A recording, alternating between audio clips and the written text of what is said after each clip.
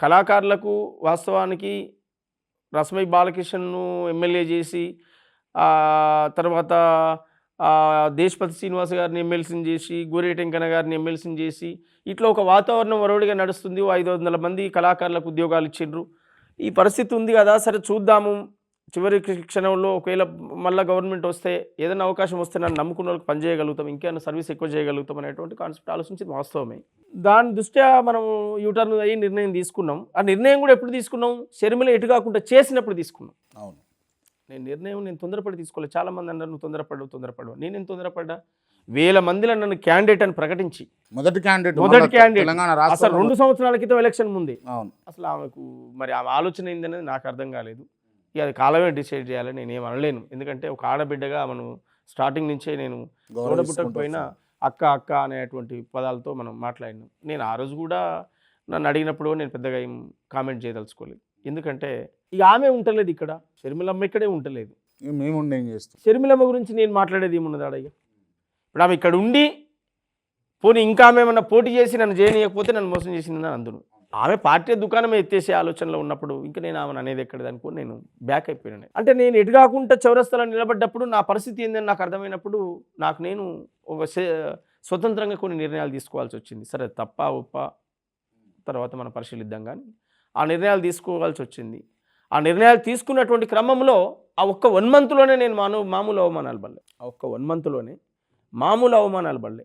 అంటే ఇన్ని పాటలు రాస్తే ఏ రోజన్నా అన్నా నీ పాట చాలా గొప్పగా ఉందని ఇంకోటి నా మీద పాట రాయొచ్చుగా. నా మీద ఇంత గొప్ప పాట రాసిన వాడు నువ్వు నిన్ను మించినోడే లేడు అని ఇంకోటి పాట రాయొచ్చుగా నా మీద. ఇంకోటి వీడియో చేసి పెట్టొచ్చుగా నా మీద. ఇంకో ఛానల్ నా మీద కామెంట్ చేసి మాట్లాడొచ్చుగా.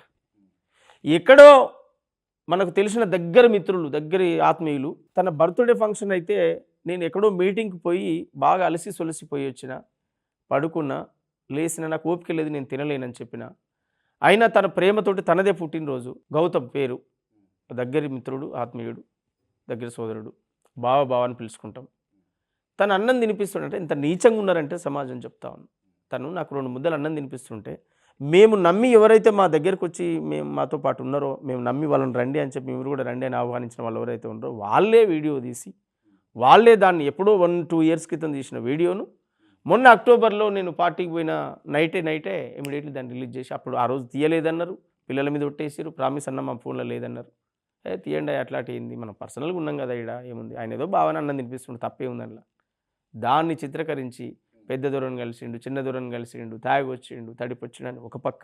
తరువాత నా మీద పాటలు, వీడియోలు, షూటింగ్లు, కామెంట్లు, చర్చలు మరో పక్క. అరే నేను అంటున్నా, ఇప్పుడు సమాజంలో చాలా పనులు ఉన్నాయి, చాలా విషయాలు ఉన్నాయి, రాయాల్సిన విషయాలు ఉన్నాయి, పాడాల్సిన విషయాలు ఉన్నాయి, వీడియోలు చేయాల్సిన విషయాలు చాలా ఉన్నాయి.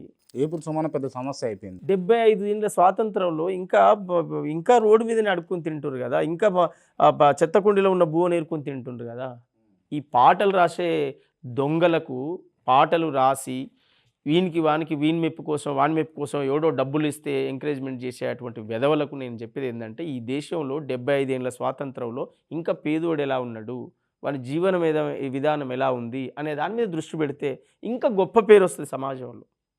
ఇప్పుడు నా జీవితంలో నాకు తెలిసి పాలక వర్గాన్నో లేదు అంటే ప్రజలను ఫ్రాడ్ చేసి మోసం చేసినటువంటి దొంగల మీదనో తప్ప నేను ఏ కళాకారుని మీదనో ఇంకోని మీదనో నేను విమర్శిస్తూ పాటలు రాయను. నా జీవితంలో కూడా రాయబోను కూడా నేను, ఎందుకంటే అవసరం నాకు రాదు.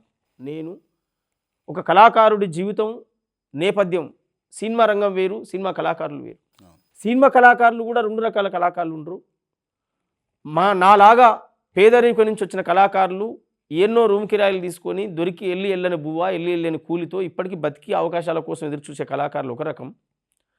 రెండో రకం ఏంది అని అంటే వారసత్వం నుంచి వచ్చిన సినిమాలు, వారసత్వం నుంచి వచ్చిన ఆస్తులు, వారసత్వం నుంచి వచ్చిన స్టార్, వాళ్ళ పరిస్థితులు వేరు. నేను ఒకవేళ వ్యతిరేకించే పరిస్థితి వస్తే వారసత్వం నుంచి నిలబడ్డటువంటి వాళ్ళది గొప్ప విజయాలు కావు.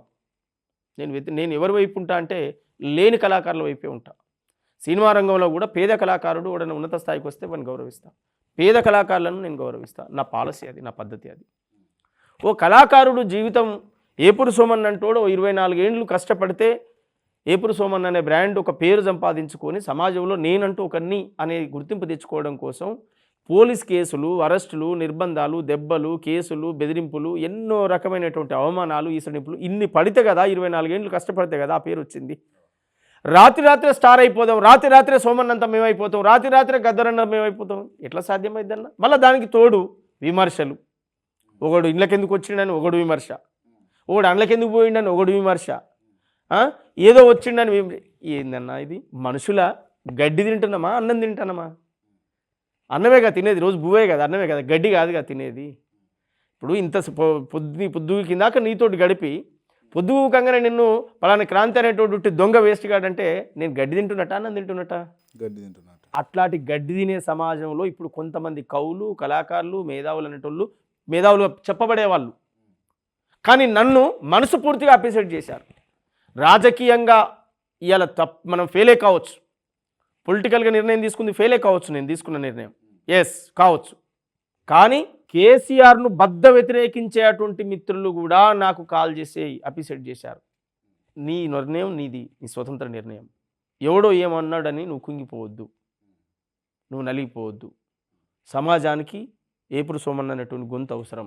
ఏ అవసరం రీత్యా పోయినో, ఏ ప్రాబ్లం రీత్యా పోయినో, నీ కష్టాలు, నీ ప్రాబ్లమ్స్ నీకున్నాయి. అవి ఎవడు మేము తీర్చేటోళ్ళం కావు, చేసేటోళ్ళం కావు.